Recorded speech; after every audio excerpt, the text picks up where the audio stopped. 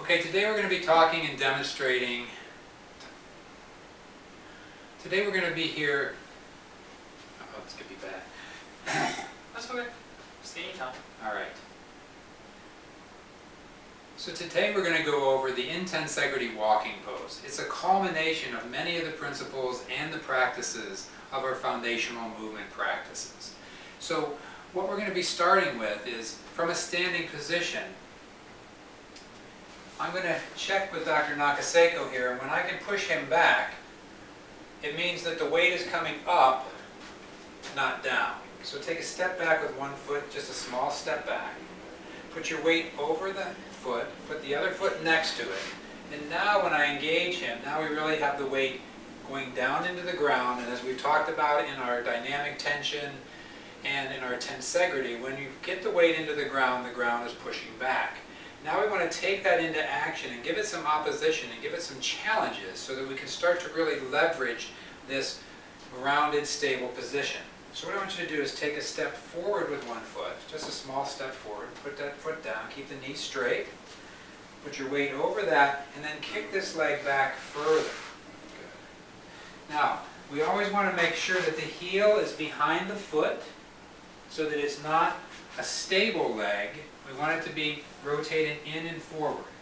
Now in the beginning, the first thing you would do is reach this arm up and this arm back, and the thumb side goes to the ceiling. That gets the arms into external rotation, keeping the body into internal rotation. Turning the head to the side that's up, taking a breath in and hold, and then release. Now, what you'll notice is he's not necessarily following that leg. So I'm going to have you drop both arms and drop over the front leg, dropping down. Now this is a forward fold. We've done this on other videos. Lift your head, lift your chest, arch your back up from the very bottom and stop right there.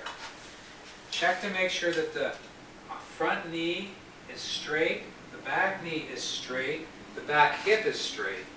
Keeping the shoulder blade down first, rotating, reaching up, drop your chin, reach this arm back, turn the head to the side that's up, close the eye that's not in the direction that the head is turned, and take in a big breath in and hold. You can think of things you want more of, affirmations, gratitudes, and as he stands back up again, and I go to press on him, there's nothing really at all coming up into his upper body. It's been a nice cardio boost. I could feel his heart beating faster because we're getting into deep, deep muscles. Not the muscles that are designed for moving, but the muscles that are designed for holding. We're getting opposition between the upper body and the lower body, with the upper arm in external rotation, the leg in internal rotation. We're getting some dynamic tension involved where the front of the body and the back of the body are contracting against each other in their long position. Let's step back with the other leg now.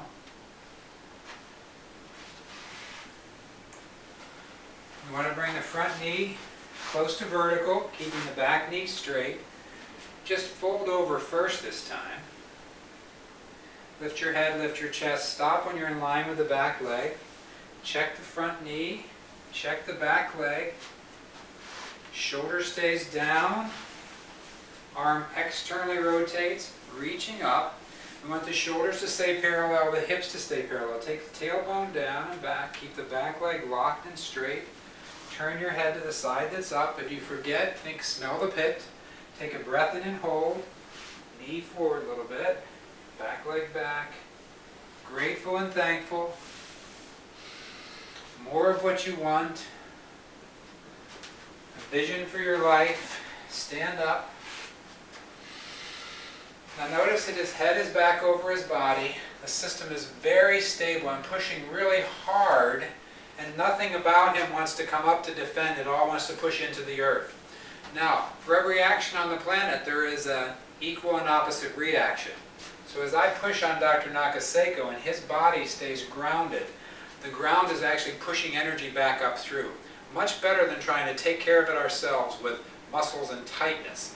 And after a lot of yoga and exercise, we end up in these places of really extension and holding ourselves up. But what we want is to be grounded, engaged, able to move, And this walking pose will reset that in your body. It's good to do in the morning, it's good to do at night, it's good for a break at work, and before you exercise.